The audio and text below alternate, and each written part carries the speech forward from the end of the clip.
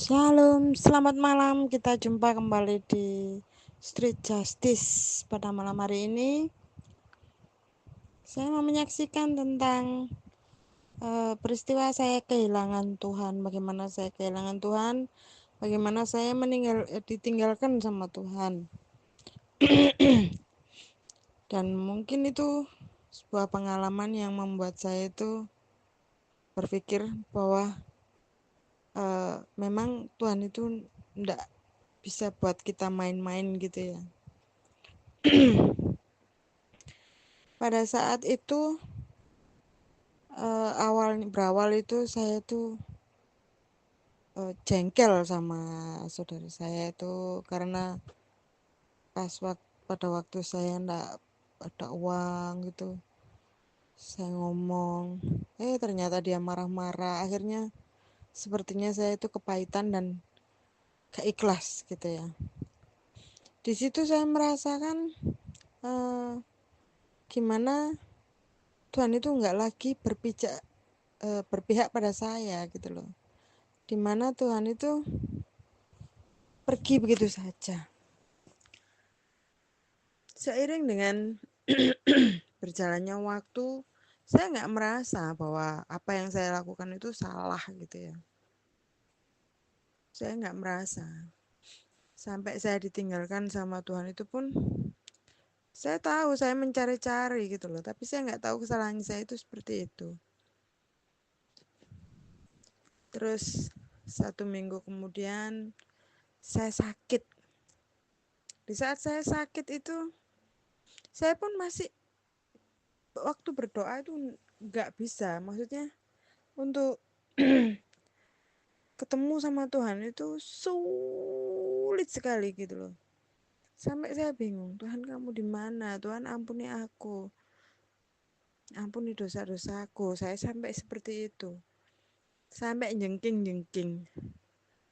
Jam 2 saya cari, jam 3 pagi saya cari. Tapi dia itu menghilang, seperti Tuhan itu benar-benar gak mau mendekati saya gitu loh. Saya pun gak bisa berdoa. Berdoa pun seperti apa ya, nggak bisa ketemu sama Tuhan gitu loh. Sampai pada akhirnya saya tahu bahwa ternyata saya kepahitan sama seseorang. Saya minta ampun sama Tuhan. Saya bilang, Tuhan, aku mengampuni dia seperti kau mengampuni aku. Nah, di situ perlahan Tuhan mendekati saya. Tapi masih ada satu yang ganjel gitu ya. Masih ada yang nggak plong gitu ya. Seperti ada sesuatu yang membuat saya itu masih nggak bisa berdoa. Masih nggak bisa ketemu sama Tuhan. Di saat saya bingung, di saat saya saya sampai aduh, gimana ya caranya ya ketemu ya, sampai seperti itu loh. Istilahnya aku tuh sampai ngemis perhatian sama Tuhan tuh.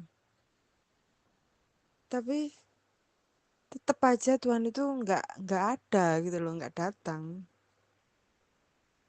Sampai suatu hari pas saya sakit itu, saya begini, kenapa ya masih tetap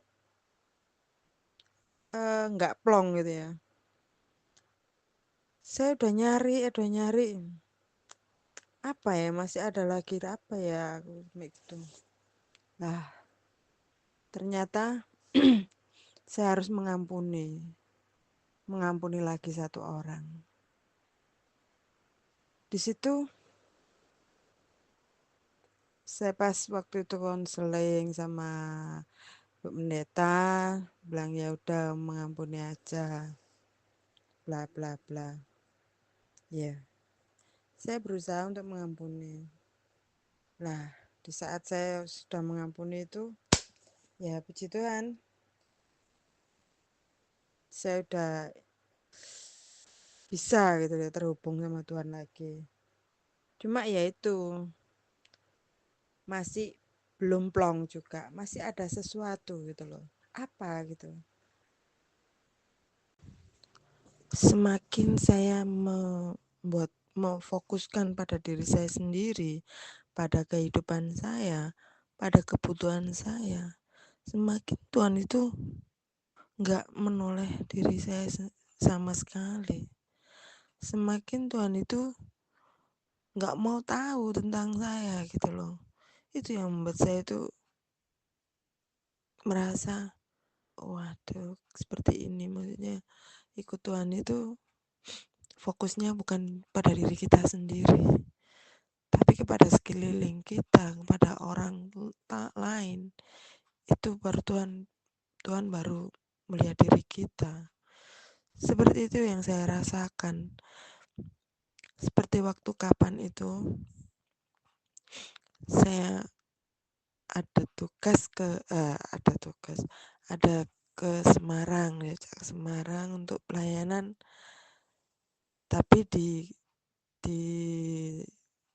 tempat pekerjaan saya itu ada tugas, ada janjian make up gitu ya. Kan memang kalau make up tidak bisa ditinggal, tapi kalau misalnya warna, keriting, smoothing, kita bisa oper janji. Cuman itu aja gitu loh. Tapi 1 bulan itu saya seperti orang yang linglung, seperti orang yang apa ya, nggak punya tujuan. Sampai 1 bulan full nutup. Karena apa? Setelah itu saya nggak punya apa ya.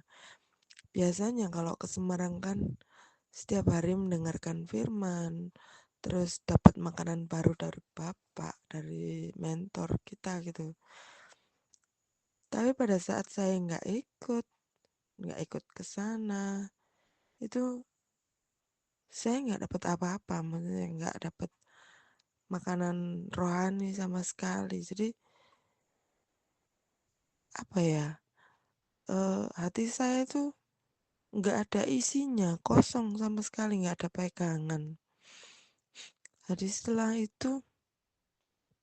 habis itu saya 1 bulan itu seperti orang yang hidup tanpa pegangan, jul-julan ngadeg dewe, seperti itu. Terus saya fokus pada diri saya sendiri, seperti itu. Malah Tuhan itu malah seperti nggak setuju gitu loh. Malah Tuhan itu seperti nggak noleh sama sekali kepada saya gitu loh. Sampai akhirnya saya itu udah introspeksi diri, sudah minta ampun. Akhirnya pelan-pelan Tuhan itu kembali ke saya. Pelan-pelan Tuhan itu datang kepada saya.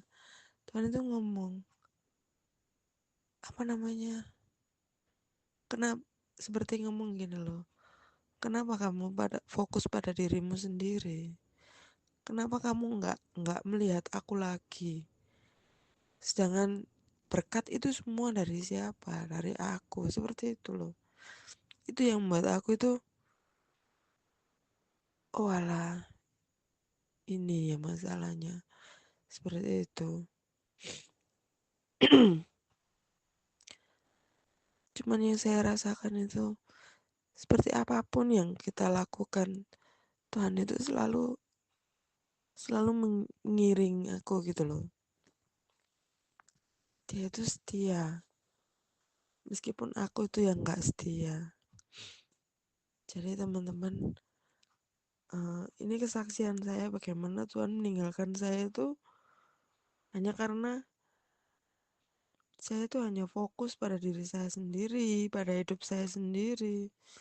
Saya nggak lagi melihat, nggak lagi pengen tahu masalah pelayanan, gak lagi itu loh.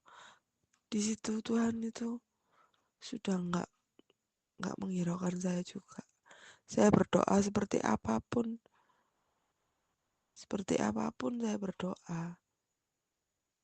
Tuhan Tuhan nggak ngurus gitu loh. Tuhan nggak datang. Sedih nggak sih? Di situ susah banget kembali, susah banget memutar. Tuhan mana, Tuhan kemana gitu loh. Di situ saya tahu setelah Tuhan ngomong, kenapa aku fokus pada diri saya sendiri, pada kehidupan aku. Sedangkan hidupku, berkatku semua dari mana? Dari Tuhan. Dan aku gak pernah fokus sama Tuhanku. Saya fokus pada diriku sendiri. Akhirnya saya minta ampun dan pelan-pelan Tuhan balik ke saya. Demikian kesaksian saya. Terima kasih, Tuhan Yesus memberkati.